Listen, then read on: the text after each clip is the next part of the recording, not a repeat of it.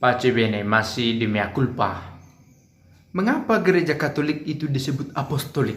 Apa sebenarnya artinya ketika kita menyebut gereja Katolik bersifat apostolik?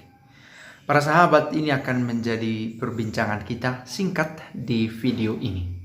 Saya menemukan jawabannya di Kompendium Katekismus Gereja Katolik. Kecil-kecil hurufnya, tapi saya akan bacakan dan saya mau mengatakan bahwa ini adalah ajaran yang resmi di dalam gereja Katolik dan kita mau dalami sedikit. Mengapa gereja itu bersifat apostolik? Nanti dari jawaban ini kita juga akan tahu apakah Protestan itu gereja yang tidak dalam kesatuan penuh dengan Katolik juga bersifat apostolik. Kita bisa lihat jawabannya. Gereja itu pada dasarnya bersifat apostolik karena didirikan atas dasar para rasul. Karena didirikan atas dasar para rasul. Dan ini ada kutipannya, diambil dari Efesus 2 ayat 20. Dikatakan bahwa didirikan di atas para rasul. Para rasul sendiri berperan dalam pertumbuhan gereja dan hei Petrus, Kefas, di atas batu karang ini kudirikan gerejaku. Ada hubungan dengan itu. Gereja bersifat apostolik dalam ajaran yang sama dengan ajaran para rasul.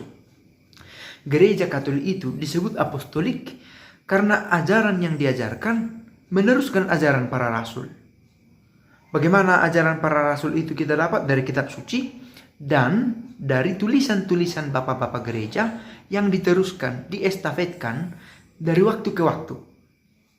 Tentu pantas untuk dipercayai meskipun tidak diterima sebagai bagian dari kitab suci, tulisan-tulisan dari para bapak gereja dari abad-abad pertama dan kedua, daripada tulisan-tulisan teolog masa sekarang yang barangkali bisa saja melenceng.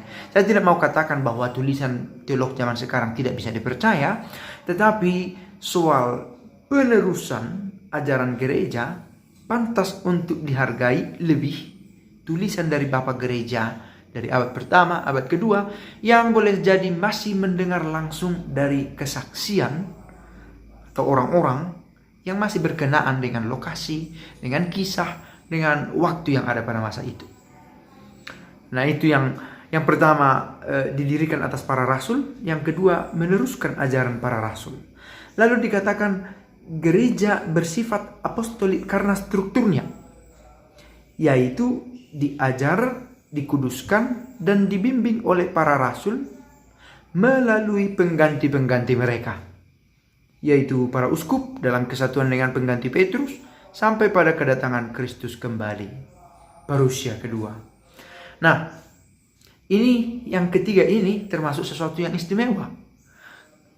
Diajar, dikuduskan dan dibimbing oleh para rasul melalui pengganti-penggantinya yang tampak dalam diri para uskup. Gereja kita partikular dipimpin oleh uskup.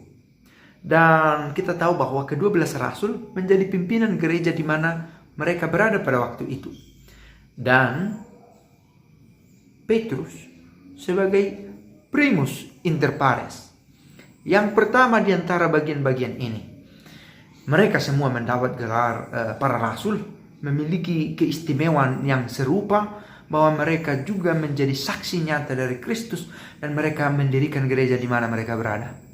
Tetapi gereja tidak terpecah-pecah karena satulah tubuh dengan banyak anggota.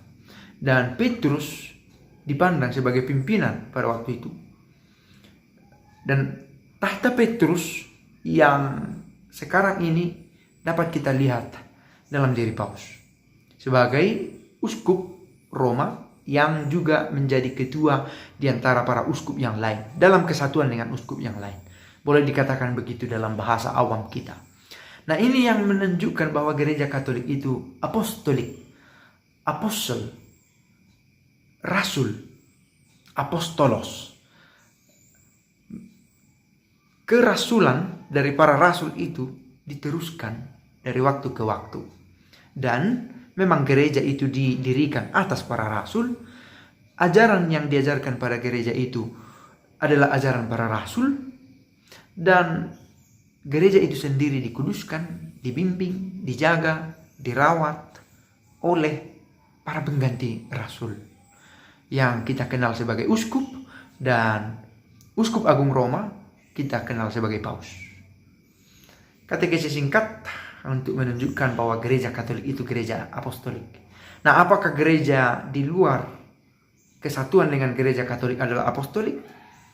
Sejauh mereka berdiri atas para rasul, mendapat pengajaran yang diteruskan dari pengajaran rasul, dan mengakui pengganti-pengganti para rasul itu dalam diri para uskup, maka gereja itu apostolik. Pace bene.